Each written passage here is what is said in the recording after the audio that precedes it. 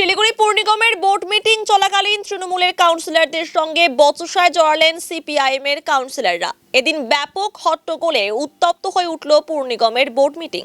আমি স্যাটিসফাইড হয়ে যাব যে আপনারা এই জানুয়ারি মাসে পাস করার সময় লিখেছিলেন previously sanction for posted hotel building on 24/4/2023।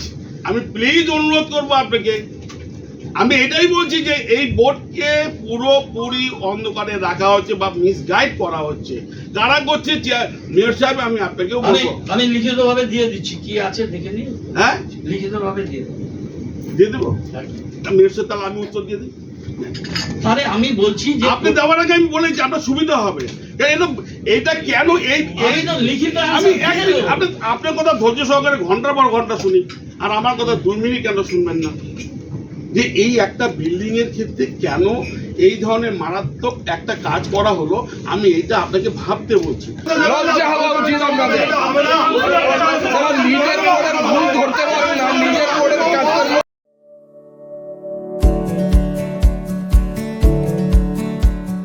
Pampered, not just a hospital, but a mother. New life fertility centre আধুনিক চিকিৎসা ও বিশেষজ্ঞদের সহায়তায় আপনার স্বপ্ন পূরণ করতে প্রস্তুত। নতুন জীবনের স্বপ্ন সত্যি করতে আজই যোগাযোগ করুন। নতুন জীবনের সূচনা এখানেই। হিলকাট রোডে একটি নির্মীয়মান বিল্ডিং সহ একাধিক বিষয় নিয়ে মেয়রকে একরাশ ক্ষোভ উগরে দেন তৃণমূল কাউন্সিলর রঞ্জনশীল শর্মা। মেয়রের সঙ্গে তর্ক বিতর্কও হয়। সেই সময় পাল্টা সিপিআইএম এর আমলে তৈরি হওয়া অবৈধ বিল্ডিং ভেঙে দিয়ে এর বিরুদ্ধে আইনত ব্যবস্থা নেওয়ার কথা বলে সিপিআইএম কাউন্সিলররা। আর এই নিয়েই বচসায় জড়ান দুই পক্ষের কাউন্সিলররা।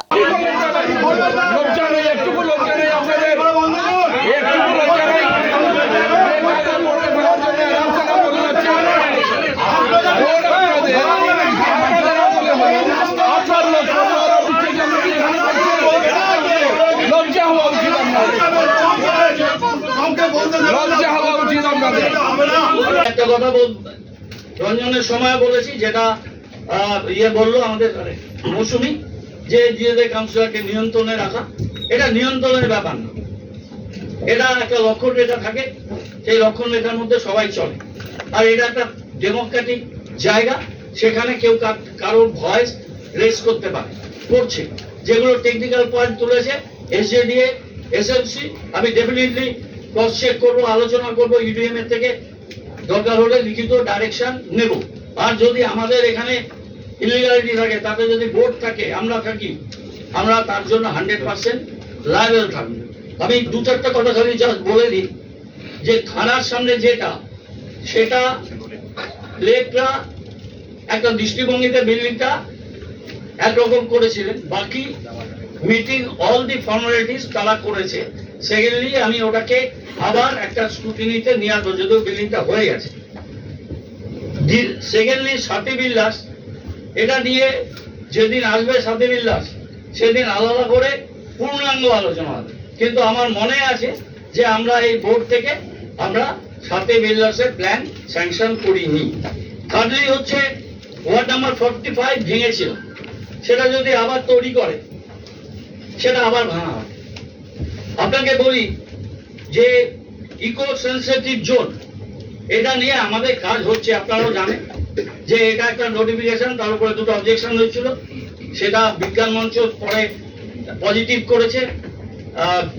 টি এর কয়েকজন যারা অ্যাসোসিয়েশন, তারা সেটাকে অনেক বেশি একটা এরিয়া বলছিল, সেটাকে পরে তাদেরকে আমাদের অ্যাডজাস্ট করে পাঠানো হয়েছে। এখন জুন মাসের খুব সম্ভবত 15 তারিখে মিটিং ছিল।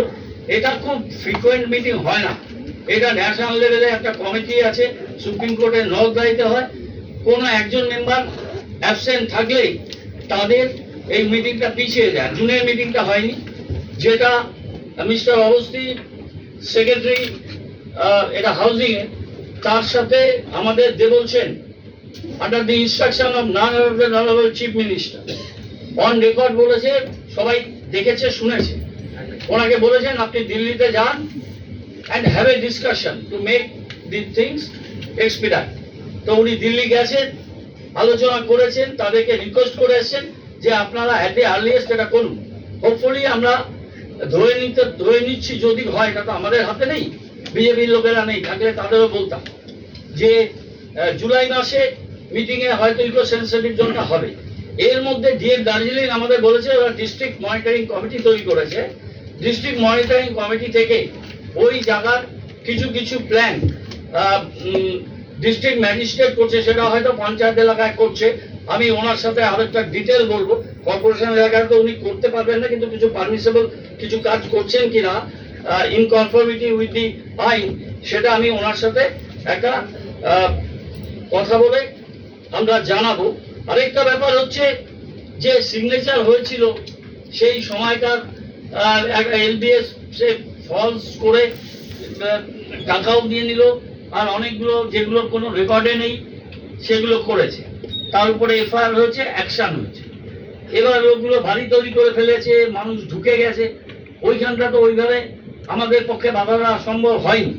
কিন্তু এটা যখন হলো, চেক অ্যান্ড ব্যালেন্স যদি শক্তিশালী থাকতো, আর ওখানে যখন কাজ হচ্ছে সবই তো আপনাদের কাউন্সিলর ছিল, তখন একটু নজরদারি করলে সবসময় কাউন্সিলরও বুঝতে পারে না যে এটা বিল্ডিং প্ল্যান নিয়ে করছে না প্ল্যান নিয়ে করছে না, কাউন্সিলরদের সই এখন লাগে না। সুতরাং